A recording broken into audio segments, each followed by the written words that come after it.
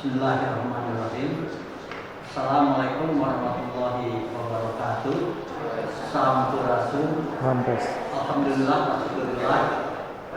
Di pagi yang cerah ini, saya bersama keluarga dan LO dan tim media bisa hadir kembali di tempat yang bersejarah ini. Tempat di mana 2019 saya mengikuti proses yang sama, sekarang menjelang pemilu 2024. Alhamdulillah saya dapat memenuhi semua persyaratan untuk kembali maju ke gelanggang menjadi calon anggota DPD RI Dapil Provinsi Jawa Barat. Alhamdulillah hari ini sengaja saya mengambil tanggal 5 Mei 2023 bersamaan dengan hari ulang tahun anak tunggal saya Cakrabuana Titis Kartaprawira yang ke-18, dan mudah-mudahan besok tanggal 8 dia akan mengikuti ujian tertulis masuk ke Universitas Pajajaran. Jadi mohon doanya juga dari semua rekan-rekan anak saya dapat masuk menjadi salah satu mahasiswa di universitas terbaik di Provinsi Jawa Barat. Harapan saya bahwa para anggota DPD walaupun baru 5 yang mendaftar bisa menjadi sebuah keluarga besar yang punya komitmen yang sama dalam memperjuangkan kepentingan strategis Provinsi Jawa Barat. Dalam pikiran saya, sebagaimana ketika ditanyakan tentang motivasi saya menjadi anggota DPD, dituliskan di dalam berkas online bahwa saya ingin memperjuangkan hal yang strategis tentang Jawa Barat. Pertama yang saya pikirkan menjadi fondasi sebuah masyarakat yang adil adalah bila masyarakat itu bisa membangun namanya strategi kebudayaan. Kita sudah mempunyai Undang-Undang Nomor 5 2017 tentang pemajuan kebudayaan, tetapi proses-proses sosial, antropologis dan birokratis bagaimana pemerintah Provinsi Jawa Barat dan pemerintah pusat membangun strategi kebudayaan Jawa Barat dan membangun strategi kebudayaan nasional masih terkendala. Jadi sudah 5 tahun, hampir 6 tahun kita baru mempunyai strategi kebudayaan nasional. Kedua adalah Jawa Barat seharusnya merupakan provinsi dengan pendapatan daerah tertinggi bila ada calon-calon wakil rakyat yang mau bicara keras tentang keadilan moneter dan fiskal. Saya selalu bercanda mengatakan bahwa saya tidak akan ramai, tidak akan ribut pada hal-hal yang remeh-remeh, hal-hal yang kecil. Tetapi saya akan bicara keras memperjuangkan kepentingan Jawa Barat berkaitan dengan hal-hal strategis, terutama adalah berkaitan dengan piduikeun bahasa kasar, berkaitan dengan anggaran, berkaitan dengan keuangan.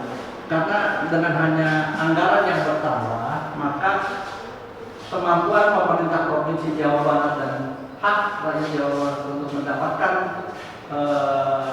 pelayanan yang lebih itu akan terjadi. Nah, tapi bagaimana ketika kita sudah mendapatkan sebuah perimbangan keuangan pusat daerah, tentu kita harus mempunyai perencanaan pembangunan yang baik. Di bidang apa? Bidang pendidikan, tata ruang, penanganan kemiskinan dan lain-lain. Nah, ini yang tentu menjadi perjuangan kita.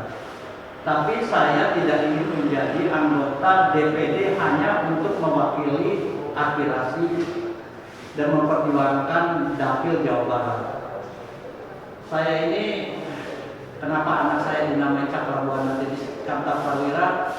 Karena saya ini terimajinasi tentang membangun namanya Pajajaran Anyar. Pajajaran sebuah negara yang pernah makmur, maju, berkeadilan, tidak pernah ada kemiskinan, alamnya terpelihara. Maka saya menamakan anak saya ini adalah Sakrawira dan Iskandar Sakrawira, salah satu putra Prabu Siliwangi dari Nyai Subanglarang di Cirebon. Nah, saya ingin memperjuangkan bahwa Jawa Barat, Banten, dan Jakarta nanti pasca IKN itu adalah menjadi sebuah tata ruang ekonomi, sosial, budaya yang sinergis bersama. Sebagaimana dulu Pajajaran pernah menjadi, mereka itu bersaudara. Nah, tapi dalam konsepsi yang modern, konsepsi modern adalah apa? Dalam masalah perencanaan pembangunan tata ruang. Nah, ini jangan sampai Faisal Basri mengatakan semua kegiatan-kegiatan ekonomi strategis diambil oleh Jakarta, sampai masalah pemotongan sapi saja ada di Jakarta, industri kotor ada di Jakarta. Ini adalah sebuah ketidakadilan bagi Jawa Barat. Nah, kita ingin supaya ketidakadilan ini bisa kita perjuangkan, apalagi ketidakadilan yang paling penting adalah semua industrinya ada di Jawa Barat, tetapi pajaknya milik mereka. Jadi kalau saya berkata, ketika Pak Anies Baswedan mempunyai banyak kesempatan untuk menangani masalah di pemerintahan Jakarta, ya wajar saja, uangnya banyak, penduduknya sedikit. Dan di antaranya uang yang banyak DKI itu adalah ada hak rakyat Jawa Barat. Nah, sebagai saudara antara DKI, Banten, dan Jawa Barat harus mempunyai kesatuan pemikiran untuk bersama-sama. Dalam ekonomi yang semakin modern, itu ruang ekonomi itu tidak boleh dibatasi. Nah, perjuangan yang lain yang ingin saya perjuangkan adalah yang konstitusional, adalah dua. Pertama, mengenai pembangunan namanya otonomi khusus Sunda Raya. Kedua adalah tentang pencabutan moratorium calon daerah otonomi baru, baik secara parsial maupun nasional. Karena kalau kita saja mendapatkan tambahan 10 CDTB, maka akan mendapatkan anggaran beberapa sampai bisa sampai 10 triliun rupiah. Nah, ini akan menambah bagi kesejahteraan dan pelayanan publik ke depan. Dan tentunya sebagai salah satu anggota FC Kongres Sunda, karena di Kongres Sunda ada agenda mengenai satu kemajuan kebudayaan, kedua mengenai Sunda Salaka Negara, dan ketiga mengenai pengembalian nama provinsi, keempat pengembalian nama provinsi menjadi provinsi Sunda, tetap Sunda, Pasundan, keempat ada pemikiran tentang Sunda dan kepemimpinan nasional. Maka untuk pengembalian nama provinsi, karena itu merupakan sebuah hal yang konstitusional, saya dalam kampanye ketika start di bulan November, saya akan menjadi salah satu anggota DPRD yang akan bicara tugas untuk memperjuangkan hal itu, karena itu ada di dalam jalur konstitusinya. Demikian harapan saya, Jawa Barat dengan memegang dua cita-cita pendahulunya, yaitu Oto Iskandar Dinata dan Juanda Tatarujaya, bisa membangun namanya Sunda Mulia dan Nusantara Jaya. Sunda yang